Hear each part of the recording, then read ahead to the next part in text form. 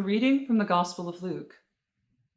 Jesus entered Jericho and was passing through it. A man was there named Zacchaeus. He was a chief tax collector and was rich. He was trying to see who Jesus was, but on account of the crowd, he could not because he was short in stature.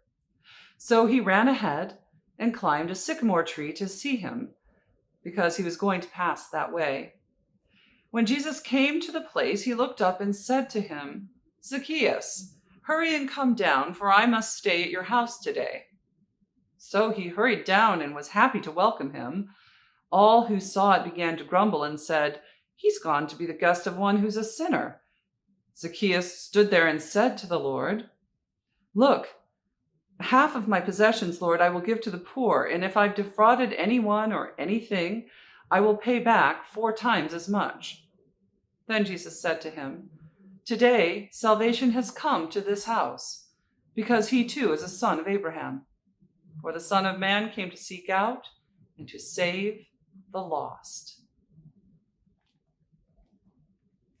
This absolutely wonderful story from the Gospel of Luke, where we get to see Zacchaeus, who is making accommodations for his inability to see Jesus by being creative and running and climbing up a tree. There's just something delightful and evocative about this image, and might not be a bad image for us. Those times where we feel like we can't see Jesus clearly, what kind of accommodation do we do for ourselves? What do we make for ourselves? Where do we go to try and get a better angle on, a better view on God, on Christ, on Jesus in our lives?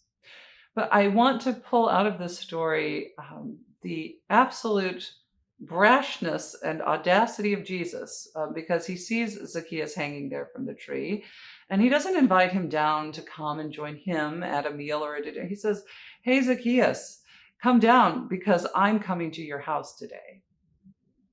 And Zacchaeus was thrilled. But I wonder about how that would go in your and my lives. How would you feel if somehow you were able to encounter Jesus out here on the streets of Chicago or wherever you're spending your day today, and Jesus said, "Hey, I'm coming to your house today. I'm going to stay with you." What would that bring up in you? Would that bring a sense of joy and honor about being able to host him? Or would you think, "Oh my goodness, that is, I think, good news, but I'm not sure"? It's an interesting thought that we have a God who says, "Hey, I'm moving in with you. I'm coming to your house to stay with you. Lucky you." And of course, that's what the whole incarnation is in a way, right? God coming into the world in the form of a human person and saying, "I'm coming to stay with you for a while." But Jesus comes to Zacchaeus' house, sort of invites himself over.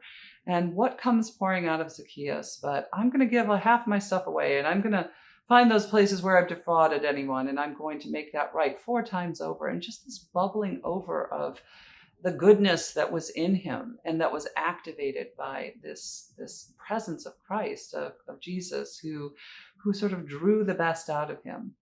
And so perhaps that would be a good imagination exercise for us today, to imagine Jesus coming and spending the day with us, whether that's in our homes or if that's in our offices or wherever it is we're spending our day today. If Jesus said, "Hey, I'm coming and joining you and hanging with you today," what might that bring out of us? How might we go about our day just a little bit differently in the presence of Christ?